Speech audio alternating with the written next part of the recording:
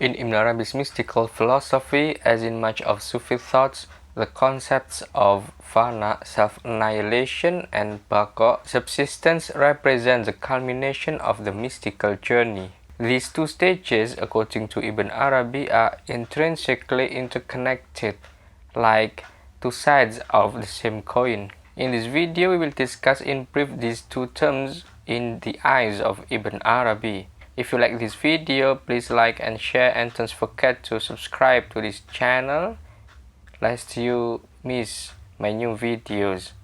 You can also help me out monetarily via PayPal or Patreon. Thank you so much for your monetary support. Wish you the best.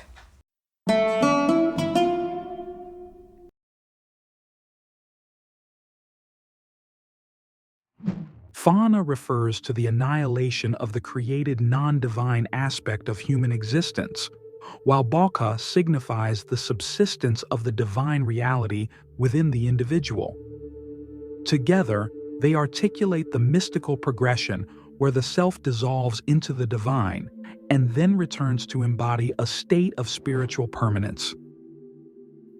This dynamic is often described in Sufi terminology as subsistence following annihilation, sobriety after obliteration, or the second sobriety, reflecting a transformative realization of unity with the divine while re-engaging the material world with spiritual clarity. These terms not only underscore the cyclical nature of the Sufi journey, but also highlight the delicate balance between dissolution and presence, obliteration and renewal that defines true mystical union. We know that Ibn Arabi is renowned for his mystical view that all beings are manifestations of the one ultimate being, that is, al-Haqq. Through the breath of the merciful, the essence and substance of all existence, it is the divine who reveals himself, omnipresent in all things. Every being reflects this divine presence to the extent of its capacity. Among all creations, it is the perfect human who stands as the ultimate mirror, fully manifesting the attributes of existence in their most complete form. All beings, particularly humans, possess two dimensions. One is their origin and essence, which is he, huwa, al-Haqq, and the other is their limited earthly nature, which is not he, la huwa, the unreal. The mystical process of Fana involves shedding these earthly constraints and attributes, allowing the pure and unclouded manifestation of being to shine forth. The ascetic practices of the spiritual wayfarer serve as tools to dissolve these material veils, like clouds that obscure the sun of existence, so that the radiant truth can fully emerge. For a wayfarer who has reached such a profound stage of spiritual realization, the distinction between self and the divine disappears. Such a wayfarer perceives nothing but him, recognizing the unity of all existence as a reflection of al-Haqq. Quote, "Shadow cannot be established when there is light. The cosmos is a shadow, and al-Haqq is light. That is why the cosmos is annihilated from itself when self-manifestation occurs. For the self-manifestation is light, and the soul's witnessing is a shadow, since the viewer for whom the self-manifestation occurs is annihilated from the witnessing of himself during the vision of God." Ibn Arabi weaves a rich narrative of the 7 stages of Fana, a journey of annihilation that unfolds layers of spiritual realization. He begins with the most accessible stage, where the wayfarer experiences Fana from disobedience and sins. Here, the wayfarer sheds its attachment to wrongdoing, striving for a life aligned with the divine will. As this purification deepens, the journey progresses to the second stage, Fana, from the activity of creatures. In this state, the wayfarer perceives the hand of God orchestrating all events, recognizing the hidden workings of the divine in every aspect of existence. The path then leads to the third stage, a more profound level of awareness, where the wayfarer becomes annihilated from the attributes of creation, seeing all attributes as belonging solely to al-Haqq. This transformative insight allows the wayfarer to perceive the divine presence as the true source behind all qualities and actions. At the fourth stage, the wayfarer undergoes Fana from seeing herself or himself, whether in relation to al-Haqq or anything else. Through the evidence of al-Haqq, the self dissolves completely, and even the act of seeing is absorbed into the divine reality. This stage may branch into subtle variations, but its essence lies in the annihilation of the self's awareness of its own existence. The journey deepens further in the fifth stage, where the wayfarer experiences Fana from the whole cosmos, viewing all through the lens of God. Just as in the previous stage, where the self disappeared, here the cosmos itself becomes a veil lifted by the divine gaze.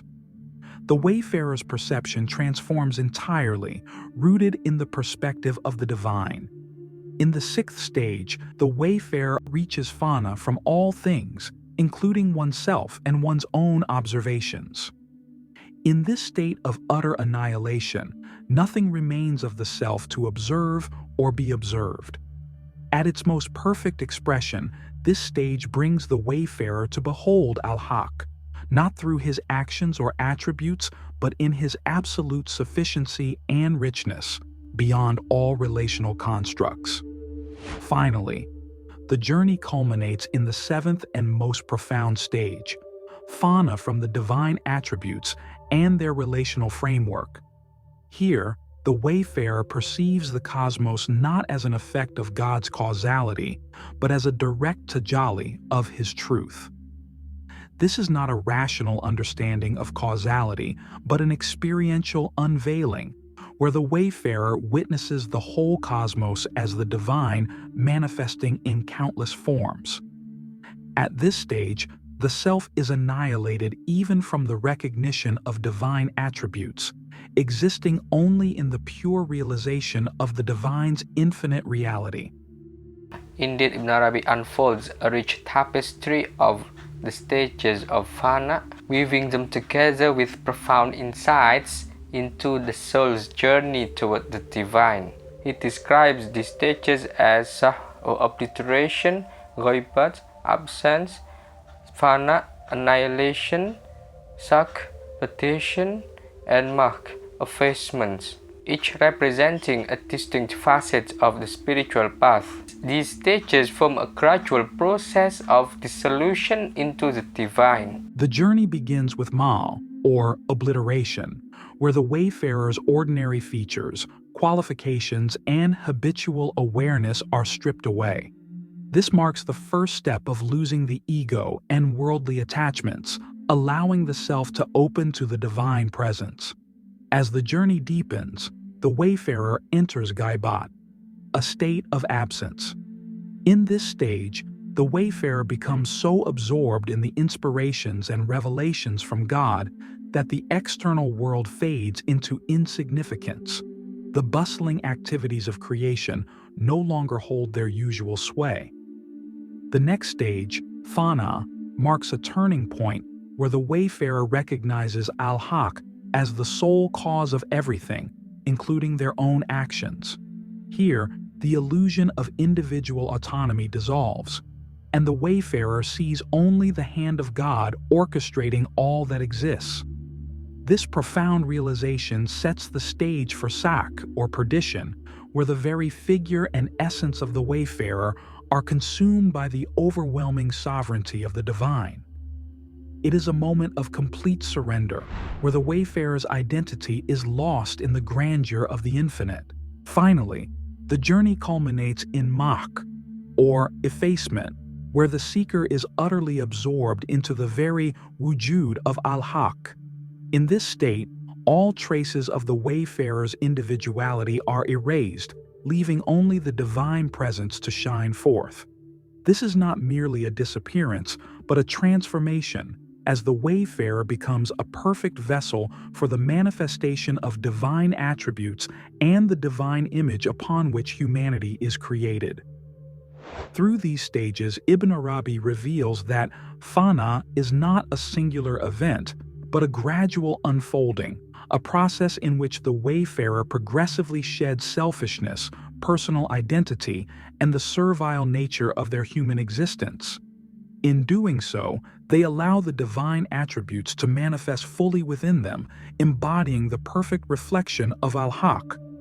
In conjunction with baqā, subsistence, Ibn Arabi maintains that it has integral relationship with fanā, annihilation. According to him, these two concepts are not separate but interdependent aspects of the same process. In other words, every stage of Fana is accompanied by a corresponding stage of baqā. At each phase of annihilation, the wayfarer continues to exist by virtue of something that replaces what has been obliterated. On one side lies the realm of not he, creation, the material world, and all that is separate from God, from which the wayfarer becomes annihilated. On the other side is he, al-Haqq, the divine, and the superior reality upon which the wayfarer subsists. The transition from one to the other defines the mystical journey. Put differently, without the annihilation of the former, the wayfarer cannot fully subsist upon the latter. In this process, the wayfarer maintains two simultaneous relationships, one with the earthly and untrue aspects that is being transcended, and another with the divine that becomes their foundation. This latter relationship, the stage of baqā, holds greater significance and value. In Sufism, baqā is considered superior to Fana because it represents the wayfarer's relationship with al-Haqq, whereas Fana reflects the relationship with the created cosmos. The ultimate goal is not simply to annihilate the self, but to achieve a higher state of existence by subsisting in al-Haqq. As Ibn Arabi explains, in baqā, the wayfarer witnesses al-Haqq, whereas in Fana, the focus is on the obliteration of creation. Therefore, baqā is the higher state, as it is rooted in the presence of the divine. Moreover, Ibn Arabi emphasizes that the cause of every stage of annihilation is ultimately the same reality upon which the wayfarer is subsisting. Each phase of the mystical journey reveals that what enables the annihilation of the lower grades is the very truth that sustains the wayfarer in the higher state of baqā. Thus, the relationship between Fana and baqā is cyclical and profound, with baqā serving as the culmination of the transformative process. Thank you so much for watching, and my special thanks is for Timarus. See you next time.